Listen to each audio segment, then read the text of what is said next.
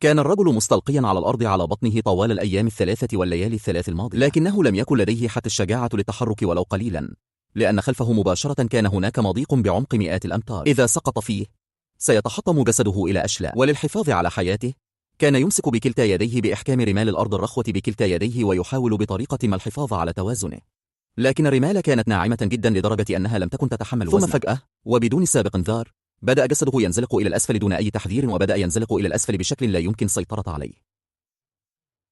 وعند رؤيته للخطر قام على الفور بفرد ساقيه حتى تزداد المقاومة، ثم ضغط برأسه على الأرض كما لو كان يضغط على المكابح. وعندها فقط وبصعوبة بالغة تمكن من التوقف من شدة كان الخوف. قلبه ينبض بسرعة كبيرة وأراد أن يصرخ طلبا للمساعدة، ولكن بمجرد أن نظر إلى الأعلى أدرك أنه لم يكن هناك أي إنسان في الجوار. كان على وشك أن يفقد كل أمل عندما بدأ الهاتف المحمول المحفوظ في حقيبته بالرنين فجأة. شعر أن هذا هو أمله الأخير، فثبت نفسه ببطء وبدأ بحذر شديد في محاولة إخراج الهاتف بوضع يده داخل الحقيبة.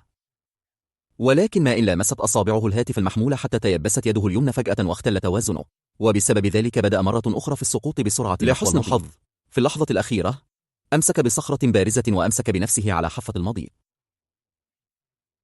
كان الآن على بعد خطوة واحدة فقط من الموت، ولم يكن أمامه سوى طريقة واحدة للهدوء وإيجاد طريقة ما لإنقاذ حياته. وقعت عيناه على أمواج البحر المتصاعدة في الأسفل، وفي تلك اللحظة بالذات خطرت في ذهنه فكرة جريئة بدأ يتمتم بشيء مع نفسه وبدأ يعد سرعة الأمواج التي تضرب الصخور. بعد تقدير التوقيت المناسب عدة مرات استجمع شجاعته أخيرا، وبمجرد أن جاءت الموجة الكبيرة التالية أصبح ماء البحر مثل الوسادة، إذا لم يمت بالارتطام المباشر، لكن السرعة وقت السقوط كانت عالية جدا لدرجة أن خصرها ارتطم بصخرة ففقد الوعي. ولحسن حظه استعاد وعيه بسرعة، وقبل أن يختنق استخدم كل قوته وسبح إلى صخرة. عند خروجه من فم الموت لم يحصل ذلك الرجل على فرصة لتثبيت نفسه، وسرعان ما سعى الماء العالق في حلقه، ثم استلقى على الأرض وظل يلهث. بعد وقت طويل عندما أصبح تنفسه طبيعيا جلس بطريقة ما، ثم رأى أن هناك جرحا عميقا في يده اليمنى لدرجة أن العظم الأبيض بداخلها كان واضحا للعيان، فامتلأ جسده بالقشعريرة. ولكن الآن لم يكن هناك فائدة من الندم، لذلك ثبت نفسه وقرر المغادرة من هناك. ولكن ما إن خطى خطوة واحدة إلى الأمام حتى صدر صوت تكسير من الجزء السفلي من جسده وسقط بقوة على الأرض وفقد الوعي. وبعد فترة لا يعلمها أحد بدأ المد في البحر يرتفع، وأعادته موجة قوية إلى رشده. حاول أن ينهض، لكن ساقيه لم تكن تدعمانه على الإطلاق، لأنه أثناء قفزه من المضيق كانت عظام خصره قد انكسرت بشدة بعد ارتطامه. الآن فقط بعض أصابع قدميه كان بالكاد قادرة على الحركة. أصبح بقية جسده كله مخدرا. بدأ الرجل الخائف بالصراخ بصوت عال طلبا للمساعدة، ولكن في هذه المنطقة البحرية المهجورة لم يكن هناك من يسمع. مهما صرخ بأعلى صوته لن يكون هناك إجابة. وعندما كان على وشك الانهيار تماما تذكر أنه لا يزال لديه هاتف محمول ربما كان بإمكانه إنقاذ. وسرعان ما خلع حقيبته وفتحها بسحب السحاب بأسنانه، ثم متحملا الألم الحاد المتصاعد من يده المصابة وضع يده في الداخل وأخرج الهاتف. ولكن بمجرد أن أخرجه عرف أن الهاتف قد تلف تماما بعد أن غمرته مياه البحر، وأصبح الآن مجرد قطعة معدنية عديمة الفائدة. عند رؤية ذلك أصبح يائسا وعاجزا تماما. بدأ ينظر نحو السماء ويفكر فيما يجب فعله الآن، ولكن في غضون لحظات قليلة أدرك أنه إذا استمر في الجلوس هكذا فبمجرد أن تغطي مياه البحر هذه الصخرة لن يتبقى أي أمل. لذلك قام بتثبيت نفسه، خلع ثيابه وربط ضمادة على يده المصابة، ثم بدأ ينظر بعناية إلى المنطقة المحيطة به ليجد طريقا ما في كل مكان. لم تظهر سوى الصخور الجافة والعارية، ولكن على مسافة ما كانت أرض رملية واسعة مرئية. إذا كان بإمكانه السباحة بطريقة ما والوصول إلى هناك فربما يمكن إنقاذ حياته. وفكر في ذلك جمع متعلقاته على الفور، وبصعوبة بالغة جر نفسه إلى الحافة، وفي رعشة واحدة ألقى بنفسه في البحر، وبمساعدة ذراعه الوحيدة العاملة بدأ يسبح بكل قوته نحو تلك المنطقة الرملية. في الظروف العادية كانت هذه المسافة لا تمثل له شيئا بالنسبة له، لكن حالته الآن مختلفة تماما. الآن أصبح الجزء السفلي من جسم الرجل مشلولا تماما، وفوق ذلك كان قادرا على السباحة بيد واحدة فقط، وبسبب ذلك كانت قوته تنهك بسرعة أكبر، وفي غضون وقت قصير أصبح متعبا ومنكسرا تماما. والآن لم يعد لديه قوة للتحرك إلى الأمام، وبدأ جسده يغرق في الماء مثل حجر. ثم فجأة وبمجرد أن شعر بالموت عاد إلى رشده. مع رعشة واستخراج قوة مدهشة من داخله، صعد مرة أخرى إلى سطح الماء، وباستخدام آخر ما لديه من قوة وصل بطريقة ما إلى الشاطئ. كان يعتقد أنه سيتمكن الآن من الراحة لفترة من الوقت، ولكن بعد ذلك جاءت موجة قوية وسحبته إلى البحر مرة أخرى، على الرغم من أنه كان مكسورا تماما. ولكن عندما كان الأمل في الحياة ماثلا أمامه، لم يكن مستعدا للاستسلام في أي حال من الأحوال. سبح بكل قوته نحو صخرة قريبة،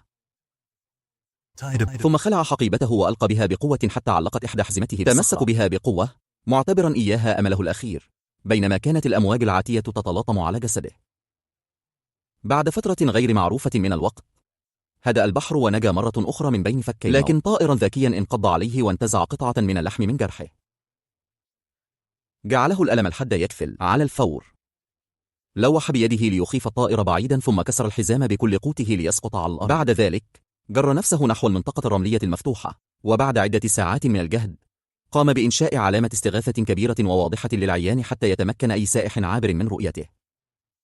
ثم بدأ في حفر حفرة صغيرة في الرمال بالقرب من قدميه، قام بتبطينها بورق القصدير الذي جمعه من القصدير استعدادا لاستخدامه كوعاء، وفكر في أن يقوم أولا بتصفية بوله ليروي عطشه.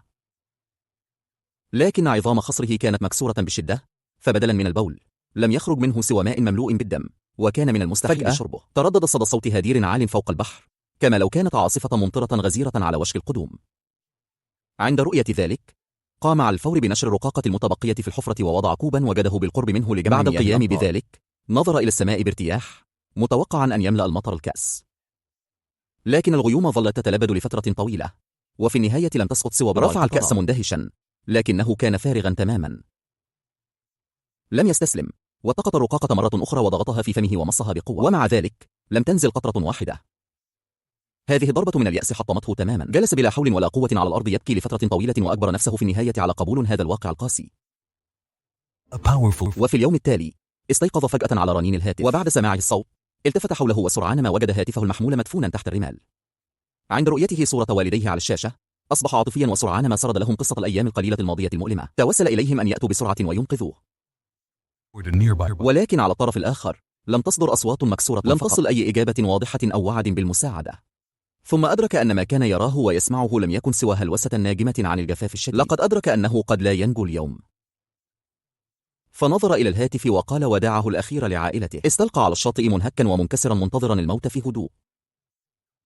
بدأت جراحه تتعفن، وجذبت الرائحة العديد من الطيور البحرية التي كانت تنتظر أنفاسه الأخيرة لتنقر على جسده. فجأة ظهر ظل خافت لسفينة على سطح البحر. اشتعل الأمل من جديد في داخله، وعلى الرغم من أنه كان يعتقد أنه قد يكون وهو من عرض له قبل الموت، إلا أنه رفض أن يترك الفرصة تفلت منه، وهو يعلم أن هناك شخصا ما عبر البحر ينتظره.